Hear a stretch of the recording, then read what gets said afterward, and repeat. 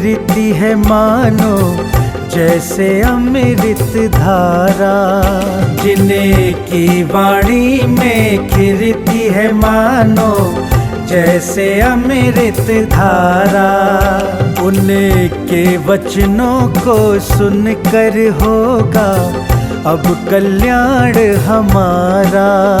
उनके वचनों को सुनकर होगा अब कल्याण हमारा। शिरोमणि शिष्या के स्वर्ण से शब्दों ने जग तारा। ऐसी पूर्णमती माता को शत शत नमन हमारा। शत शत नमन हमारा। पूर्णमती माता तुम सा ना जग में कोई सहारा। पूर्णमती माता तुम सा ना जग में कोई सहारा। जिन वाणी चैनल कहता है धन्य है भाग्य हमारा। धन्य है भाग्य हमारा।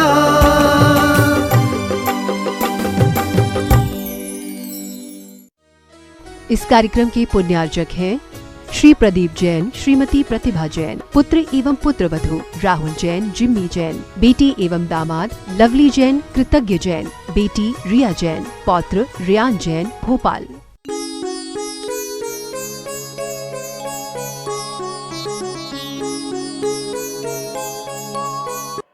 आज भी यही स्थिति दिखाई दे रही है। संपत्ति मिल गई है, शांति चली गई। संपत्ति बहुत आ गई।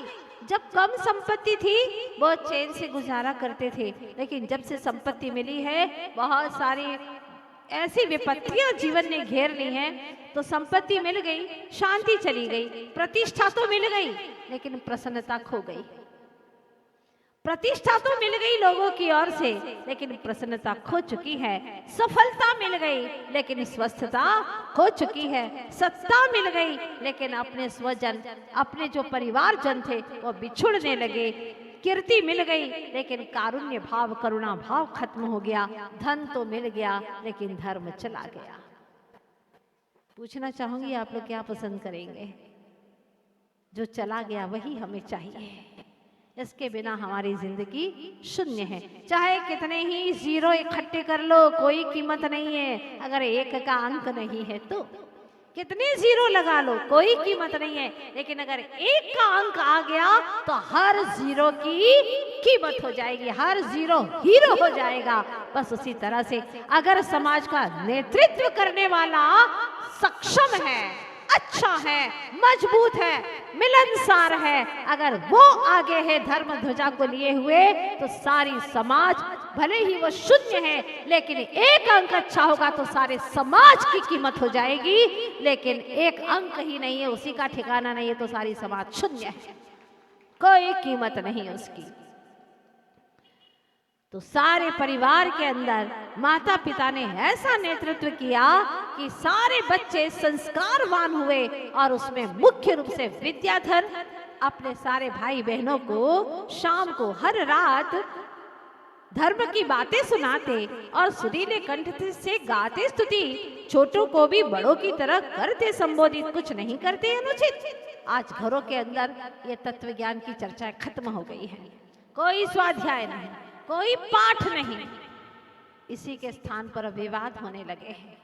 4 कमरे हैं, चारों अपने अपने, बच्चा अपने कमरे में जाता है, माँ पिता अपने कमरे में जाते हैं, दादा दादी अपने कमरों में जा रहे हैं। दादा दादी तो रहते ही नहीं है आजकल, तो बहुत मुश्किल हो गया है। ये कौन सा धर्म है, कौन सी संस्कृति है तुम्हारी? सब कुछ खो चुका है। सब अपने अपने कमरों में जाते हैं, किसी को किसी से बात करने की फुर्सत नहीं है, अपने मोबाइल को बस देख रहे हैं और उसी के अंदर सुन्न होकर के पड़े हुए हैं। क्या जिंदगी है यहाँ? इंसान इंसान से मिलना नहीं चाहता, ऐसा लगता है जैसे कि कोई मशीन से मिल रहा हो, किसी दीवारों से मिल रहा हो।